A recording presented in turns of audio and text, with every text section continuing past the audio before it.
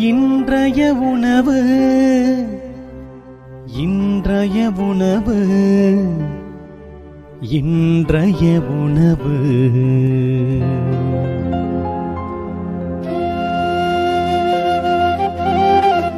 நற்செய்தி வழங்குபவர் தந்தை நிர்மல் ராஜ்.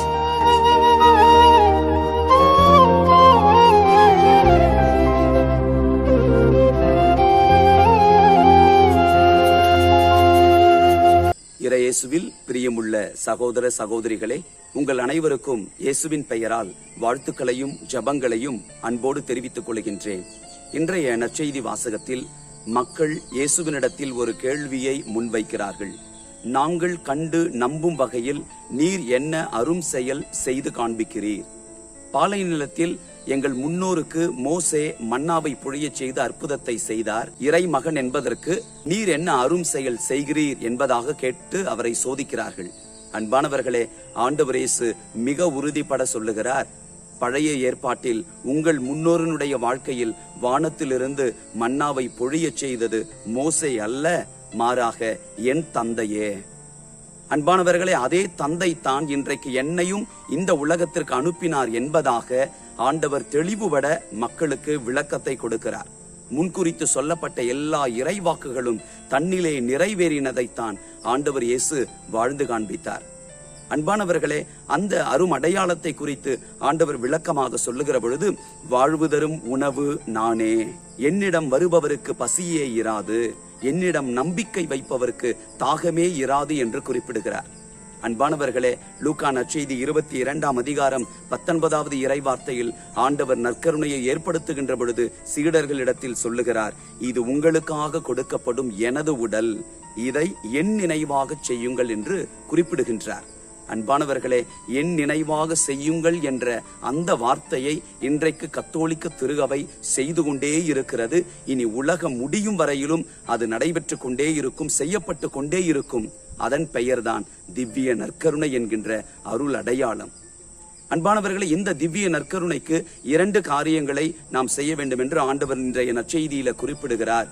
நீங்கள் என்னிடம் வர வேண்டும் என்று சொல்லுகிறார். என்னிடம் வருபவருக்கு பசியே இராது என்று குறிப்பிடுகிறார். என்னிடம் நம்பிக்கை வையுங்கள் என்று சொல்லுகிறார்.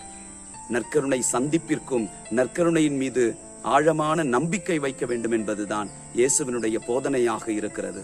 திவ்ய நற்கருணை உருவாக்கப்படுகின்ற திவ்ய திருப்பலியில நாம் முழுமையாக பங்கேற்க வேண்டும். திருப்பலி முடிந்த பிறகு கூட நற்கருணை சந்திப்பை நாம் மேற்கொள்ள வேண்டும். குறைந்தபட்சம் நற்கருணை பெற்ற பிறகாவது ஒரு 5 நிமிடம் தனிமையில நம் உள்ளத்திலும் உடலிலும் வந்திருக்கிற இயேசுவோடு நாம் பேச வேண்டும். நேரம் கிடைக்கிற பொழுதெல்லாம் பங்கு ஆலயத்தில வீற்றிருக்கின்ற உயிருள்ள நற்கருணையை நாம் சந்தித்து வாழ்விலே திடம் பெற வேண்டும். காரணம், ஆண்டவர் உயிரோடு இருக்கிறார்.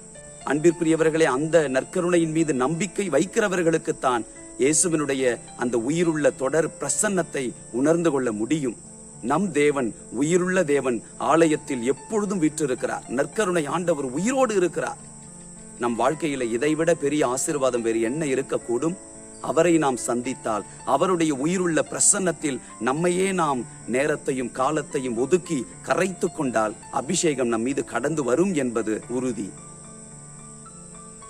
எங்கள் அன்பான ஆண்டவரே, நற்கருணை ஆண்டவராகிய உம்மீது நாங்கள் நம்பிக்கை வைக்க செய்தருளும்.